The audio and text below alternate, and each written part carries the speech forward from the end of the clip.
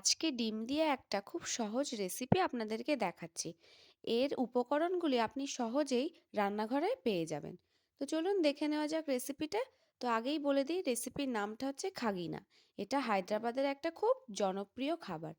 তো আমরা প্রথমেই পেঁয়াজগুলো হাফ মুন আকারে কেটে নিয়েছি, তারপরে এর মধ্যে দিয়ে নিচ্ছি চেরা কাঁচা লঙ্কা, আর ডিমগুলো এইভাবে ভেঙে দিয়ে দেবেন। ডিমগুলো ঘেটে নেবেন না, এইভাবে আস্তে আস্তেই দেবেন। তারপরে আমরা এর মধ্যে স্বাদ মতো লবণ দিয়ে নেব, আর দিয়ে নেব একটু অরিগ্যানো, যাতে হচ্ছে ডিমের কাঁচা গন্ধটা চলে যায়। তারপরে আমরা 5 মিনিটের জন্য এটা একটু ঢেকে রেখে দেবো ভালোভাবে কুক হওয়ার জন্য। এর মধ্যে আমরা যে মশলাটা ব্যবহার করছি সেই মশলাটা আমরা আগে থেকেই বানিয়ে রেখেছিলাম।